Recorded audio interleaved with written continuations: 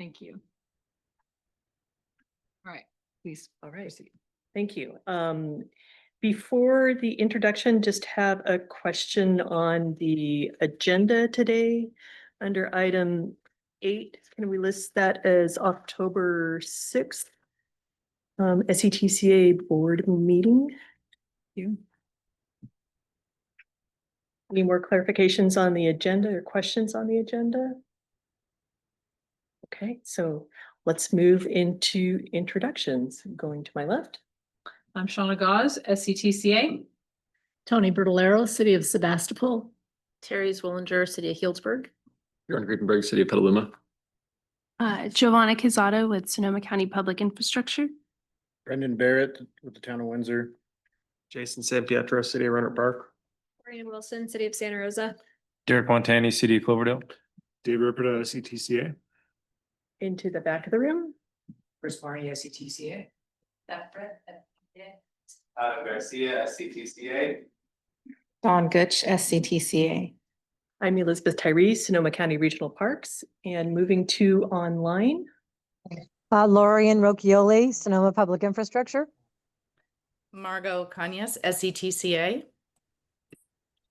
Clay Thistle, City of Healdsburg. And is that everybody? That's everybody online. Well, thank you everyone for joining us today. Moving into item 2, is there any public comment on items not on the regular agenda? Seeing none, we'll move into item 3, asking for approval of meeting notes both July 26th and August 28th. Is there any changes, corrections? Any objections to the approving the minutes? Okay. I did want to just mention that I have to abstain because I was not at those 2 meetings. Thank you. Anybody else? So with that, meetings are approved. On to item 4, MTC Bay Area Transit Priority Policy for Roadways. Thank you. I can provide a quick update on this. So I did include a link to the updated transit priority policy for roadways in the agenda packet. So encourage you to take a look at that when you get a chance. And I have a printout of the flow chart that MTC produced in the FAQ document in there, if you'd like a hard copy, but this is also in the materials linked in the agenda packet. But just to give a quick update, MTC staff attended the TAC this spring. I believe it was in April to present on the proposed policy. The intention is to provide stronger interagency coordination between projects and project development and transit service on roadways. So the proposal would add additional transit-focused elements to the existing MTC Complete Streets checklist. So many of you are familiar with that checklist. So there's an existing question on there. So this would expand that section with some additional questions and fields to fill out. One thing to keep in mind is this would only be required for any project requesting MPC endorsement or more than $250,000 in MPC discretionary funding, and for projects that would be occurring on facilities where there is existing transit service. So, those are the criteria. Back in the spring, we submitted quite a few comments on the draft proposal. So I know Tarina submitted some questions, SCTCA staff also submitted some questions. The revised draft is largely responsive to those comments and is backed off on a couple of the issues we saw with the earlier draft. So some big changes are that the policy doesn't dictate roadway design, which would remain a local decision. It provides tools for more effective coordination, and it has taken away wording specifying requirement to just review and coordination. So as far as implementation goes, late 2025 or early 2026, Project sponsors with projects on roadways with transit service would need to start reviewing projects with affected transit agencies. So, and then report out on the updated Complete Streets checklist process. And on that coordination, the transit providers would have 20 days to respond to your request for review of projects on those lines. And then in late 2026, early 2027, MTC will be developing a transit priority network where they'll actually be looking for transit supportive design elements on for projects on that regional network. So that's still being developed. There'll be a chance to provide some feedback on the criteria used to develop that network. So there'll be some additional requirements for projects in those areas. So there are also some additional expectations. So we don't know how this will look on the Complete Streets checklist yet. But MPC is encouraging local jurisdictions to adopt their own resolutions of support for this regional policy, to adopt standalone local transit priority policies, to modify their existing related policies or plans, or update your local Complete Streets policy. And then there will likely be funding incentives or bonus points for projects that comply with the policy for MPC discretionary funding. So I've provided the primer or flow chart that helps walk you through the process of, how to interface with the draft policy. MPC staff is taking this to their regional network management advisory groups in October. So there'll be a chance to hear presentations from MTCs by logging into some of those groups if you'd like to, and provide feedback in that venue. And then later this year, we should see drafts of the updated Complete Streets checklist. So just wanted to provide an update, give you links to the materials. So the staff reports, presentation, and FAQ document that includes that flow chart are all linked in the agenda packet if you click on that link. So just wanted to make sure everyone's aware and has a chance to comment if you'd like to. But, we're happy with the changes that were made. They were pretty responsive to suggestions we made and that other jurisdictions and agencies made on the draft policy. So with that, I'll go ahead and wrap up and happy to field any questions. Thank you for the update, Chris. Yep. What questions do folks have? Chris? All right, great. Thanks.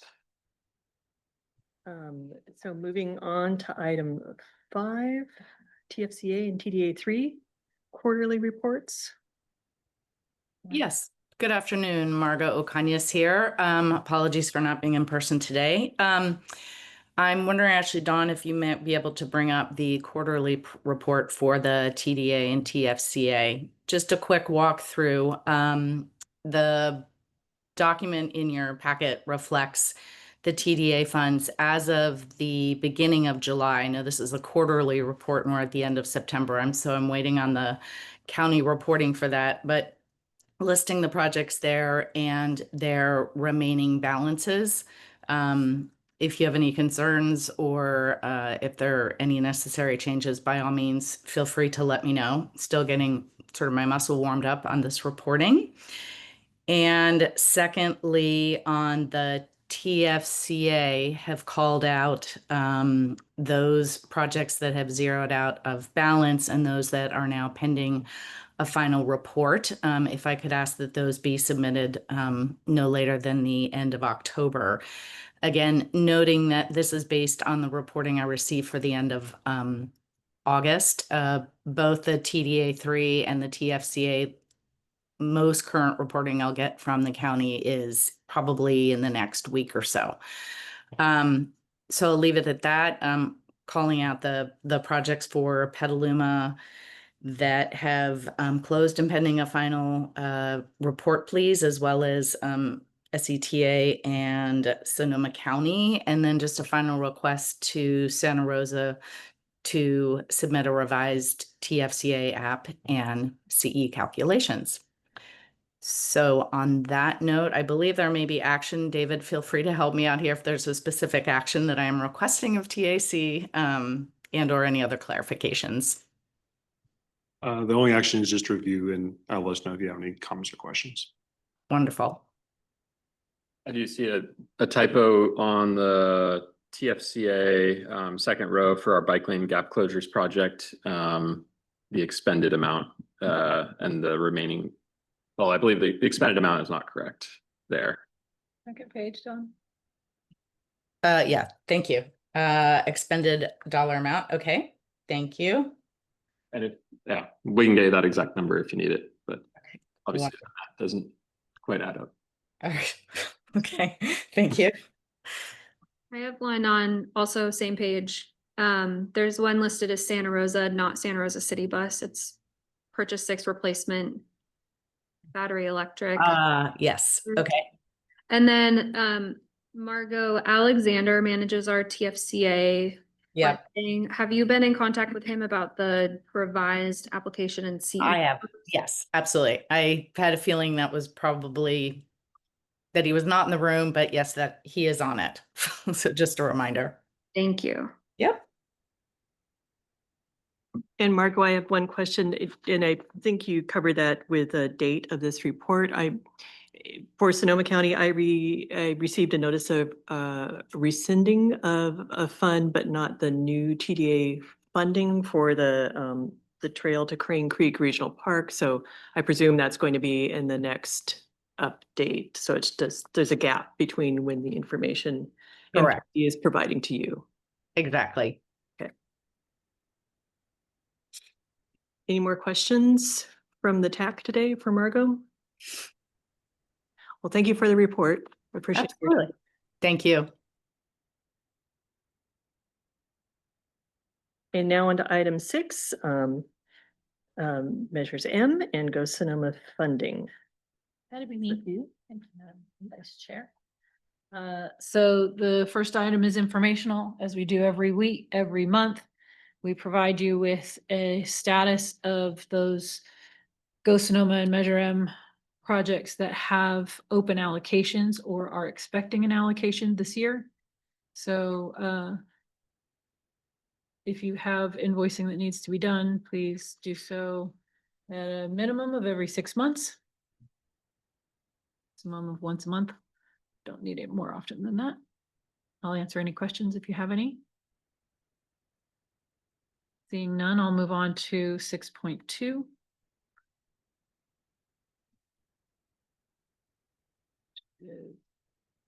These.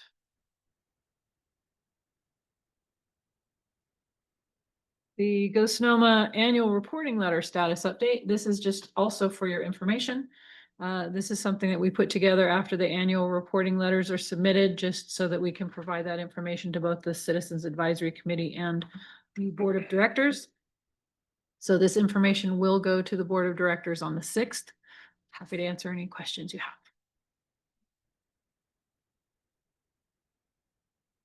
Seeing none. Item 6.3 is the quarterly reporting. This is all stuff that should look very familiar to you because you guys are the sponsors. You submitted this quarterly reporting. What we're looking for from you is to review the projects and make sure that they say what they're supposed to say, that there isn't anything, you know, there might be a glitch between what is on the page and what you reported. Things happen, things get disturbed. So just make sure that they look right, because these are also going to the board. We are not taking these to the board in October because didn't get this put together in time, but they are going to the Citizens Advisory Committee this month. They will go to the board in November. And with that, I think that Pausing before you move on to the next, unless there's any questions on that last report. I'm asking if we can move item 6.4 to later in the agenda. Hunter McLaughlin is going to be joining today. okay. And he has 100 pages of attachments to this agenda. And I know he's on his way to the meeting. Okay. And so if we could move that to after item 8. Sure. All right, so with that, moving on to item number 7, regional information update. So the regional information update is just the inactive federal obligation status this month. The only jurisdiction on the inactive obligations list is Sonoma County. Nader isn't here, so it's included. We do ask for you to update it. I haven't seen an update from the county in several months, so would like to see that happen. We try not to be punitive about it, but we have an obligation to respond to MTC, which is looking into it for on behalf of Caltrans and FHWA. So it's it's better that you deal with us than have to deal with them when they want to take your money away. Yeah, Nader and I reviewed that list yesterday and we can provide you a response. Fantastic. Look forward to it. Thank you. That moves us on to the upcoming SCTA meeting. Dawn, can you pull up the agenda?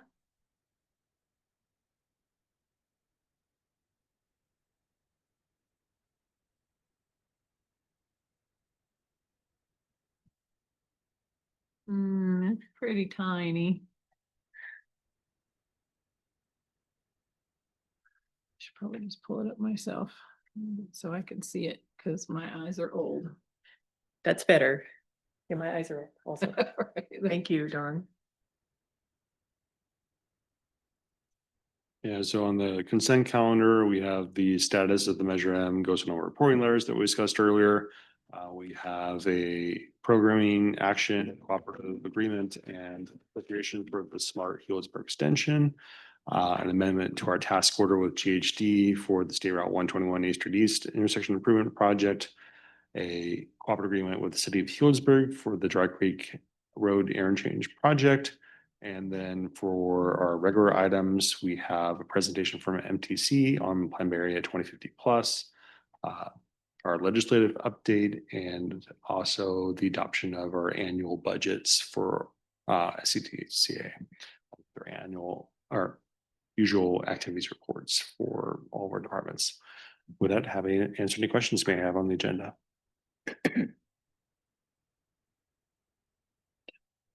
Any questions from the group on the agenda?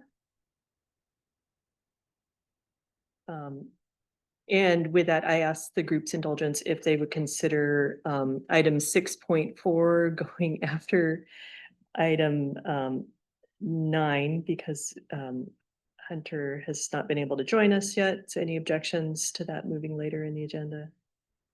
Well, thank you all. So item 8.1, I'm sorry, item 9, the roundtable discussion, any grants being pursued, your experience with the bid environment, the business, other announcements to have for the group.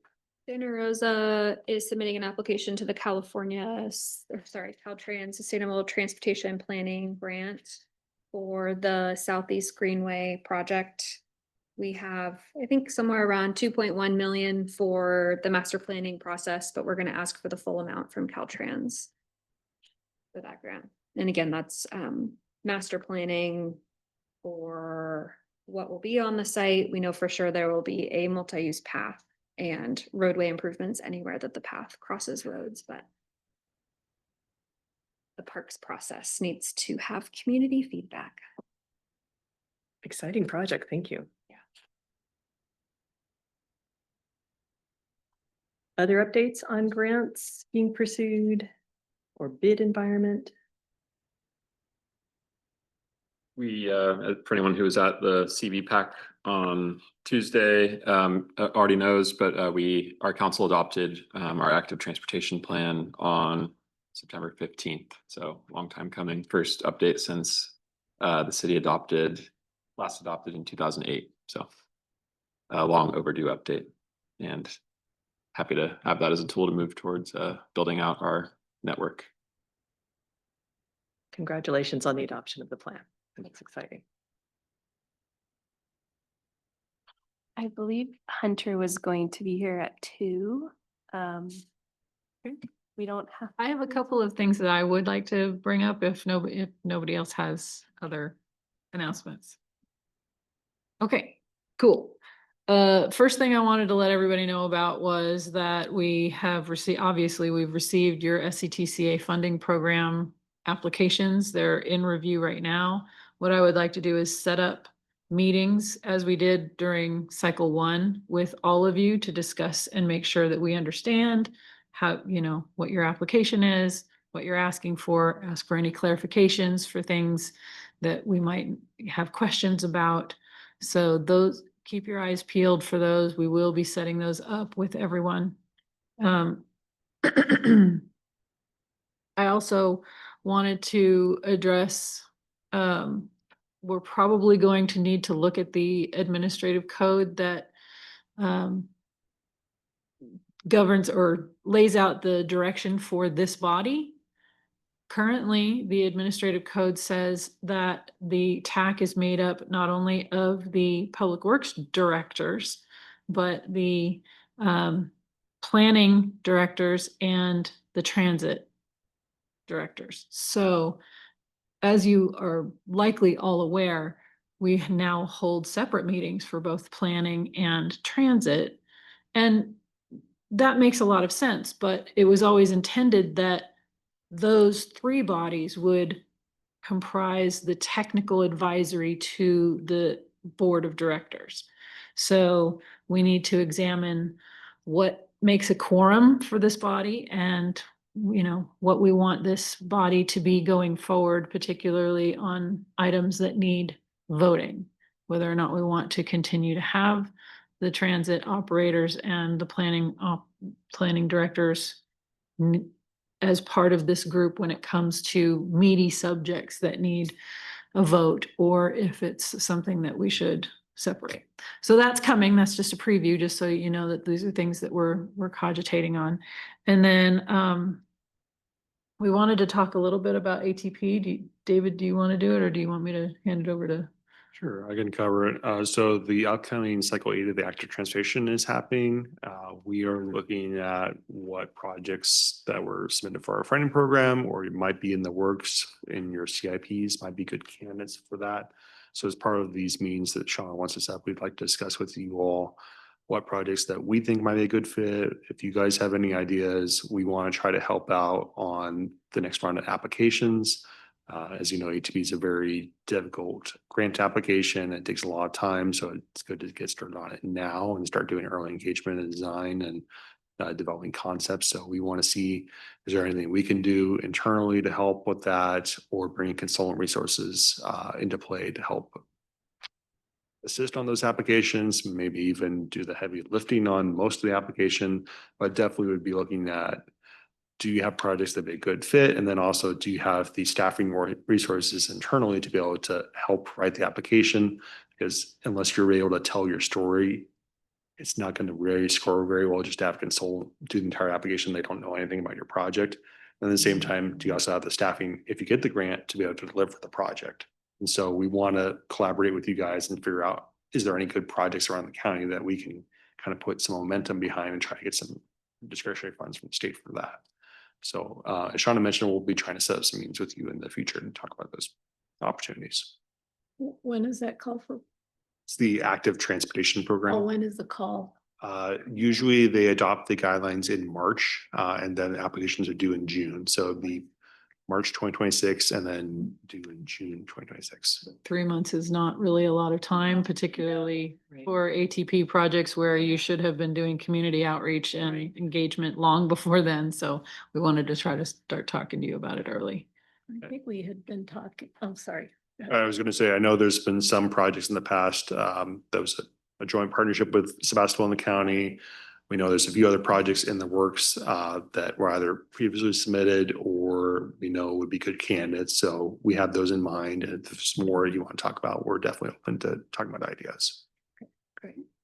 And we want to make sure that it's clear to all the applicants that as part of this process in the Bay Area, when you submit an ATP application to the state, your application is automatically going to be considered during the regional ATP as well. But MTC has slightly different requirements. So you need to make sure that you submit an application for both when you submit, because particularly for projects that score well, but don't score quite high enough to receive funding. We all know that, you know, the threshold for actually getting an ATP project is somewhere in the 90s at this point. It's very difficult to score that high, but you might have something that scores in the high 80s or low 90s. It's still not hitting that threshold.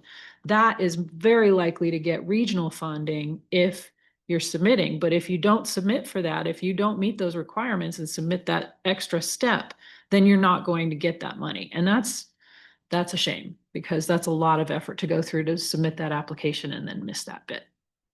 I think many of us know that it's really extensive what you have to put together for the ATP application and the regional, but do you have any feedback with reviewing these, the cycle 2 applications? Is some of your feedback going to include what might be good candidates for ATP if folks here haven't been considering that as a funding opportunity? That'll certainly be part of it, but I mean, it kind of depends on the projects themselves, right? I mean, the applications that we got were pretty specific to the funding programs that we were looking for, so. And there's definitely some projects on the list that we realize would be good candidates. Others maybe kind of questionable, but it's really a case by case basis. The last cycle, the funding was extremely limited, almost to the point that it wasn't worthwhile to even apply, because obviously, you know, applications are very cumbersome. The program itself is oversubscribed and extremely competitive, and then even more so in the last cycle. Do we have any idea of how much funding is anticipated in the next cycle, or when we would know that? That's something that they'll announce in March when the call for projects goes out, or? Yeah, so right now I'm just pulling up the presentation they had from their kickoff meeting, but it's going to be a normal cycle. Last cycle, the amount was reduced due to changes in the state budget. They had done a previous augmentation of the active participation program through the state general fund, and then that money got pulled back. So this time around, it should be just a normal cycle of funding. That's usually about 500 million. I'm just pulling up the exact amount right now.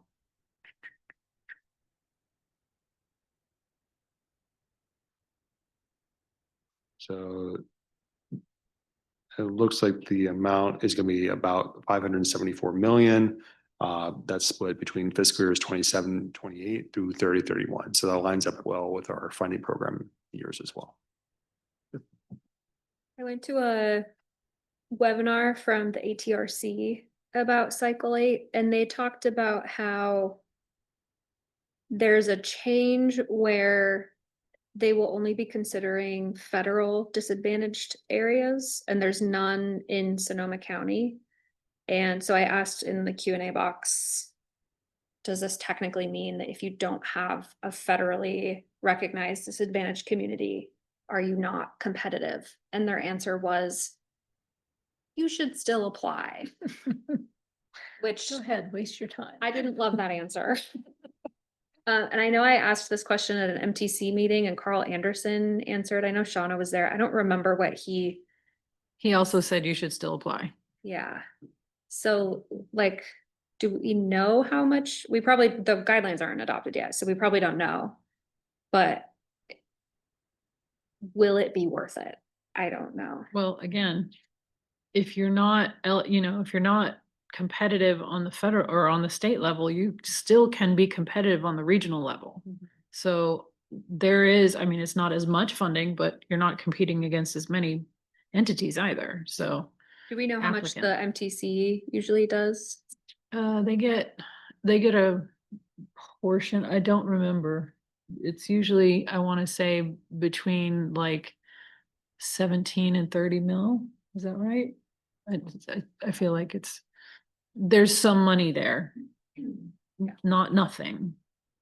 But you also have to compete against, but it does mean that because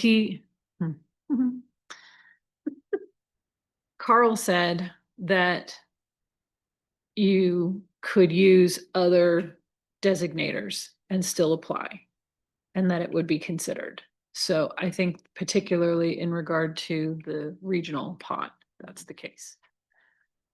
And we'll look into the disadvantaged community thing more. I hadn't heard that, so we'll try to get some clarification. That'd be great. I agree. Thank you for looking into that and providing more clarification. I did have a question on that for David on that. I know you're aware of this has been ongoing with the city and the county for quite a while. Is that something that the city and the county together should just continue coordination, or will SCTA have some involvement in helping us with the applications, and at what point will you be involved? So at this point, we have funding identified for the preliminary phases of that project that we need to develop a cooperative agreement with the county. I think we'll have a follow-up conversation with the county and see where the scope of that project is going. I know the last discussion we had with the county staff and CDC staff was it may not be the best fit for active transportation funding because of that disadvantaged community criteria, but we'll have a follow-up conversation with the county and see if we can loop in the city as well. Okay, thank you. Any other announcements or questions? I think those were the top three. Okay. No, he's he's not online. And there's no comments online either. Well, then I would suggest that David go ahead with his presentation and hopefully Hunter will join us by the time we get to the end and if there's questions. Yeah, so rolling back to item 6.4. All right. Well, thank you, Madam Vice Chair. So this item is the first scope change we have under our updated Sonoma scope change policy that the board approved last year.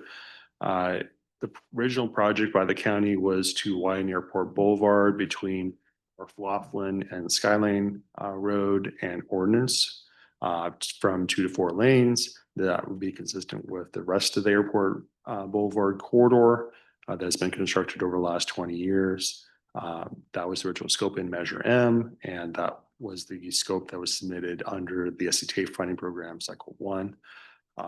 For that project, we awarded $4.5 million in move traffic improved safety funds. However, the county prepared intersection control evaluation for that project, and it was determined that the predicted traffic volumes don't require widening to 2 travel lanes in each direction anytime soon. The county has worked on a concept to construct a roundabout instead of the intersection, instead of a traffic signal, and includes some bicycle and pedestrian improvements west of the intersection in lieu of the widening. The county is requesting approval to change their scope to allow this project to move forward as designed. Staff is in support of the request. They have provided information through the ICE study and additional follow-up questions that were provided responses by Hunter. I should note that this item will also be going to the Citizens Advisory Committee on Monday for their comment and review. And we're happy to take any comments that you may have to the board. As I mentioned, our staff is supportive of this request and happy to answer any questions you have, but we are looking for some general direction from the committee on your thoughts on this scope change. With that, I'll turn back over to you, Madam Chair. Thank you. And thank you for the extensive information in our packet to review ahead of this meeting. And hopefully folks had a chance to review the information. Joe, did you have some information to share? He's stuck in a meeting and will not be here till 2:30, which by then I'm sure will be done here. So I can take notes on questions, and if you need responses, I can have Hunter submit them. Thank you. Thank you, Giovanna. What questions do folks have for this proposal? And or comments or direction. Santa Rosa did not have any issue. Looks great. Thank you, Trina. I've never been part of one of these discussions, but and I have no issue with the scope change, but if it's okay to ask, I'm curious why some sort of off-street facility or class 4 bike lanes haven't been considered as part of this design over class 2 bike lanes. Yeah, I should share that west of the intersection, on-street parking is currently allowed, and this would maintain that in the future. I know the county through Permit Sonoma has been updating their airport-specific plan, which I believe was looking at off-street class 1 facilities on both sides of Airport Boulevard, but this project's proceeding first. So I'm not sure if the county would want to consider class 4, class 1 as part of it, but I think for the most part, west of the intersection, they're trying to maintain the existing parking configuration while providing the buffered bike lane on the westbound direction. And then the class 1 paths through the intersection and then east transitioning to the existing class 2 bike lanes. But it's definitely something we can follow up with the county on.